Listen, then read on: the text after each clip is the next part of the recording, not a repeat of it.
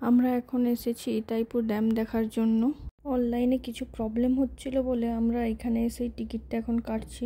এখানে এখন কথা বলে দেখছি আমরা যে কীরকম প্রাইজের মধ্যে কি জিনিস দেখাবে।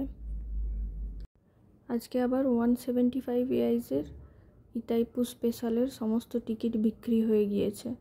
তাহলে আমাদেরকে আর কিছু করার নেই, ওই 60 এআইজের নর্মাল টিকিটটাই কাটতে হলো। এই যে এখানে আরও টিকিটগুলো সব চেক ইন হবে।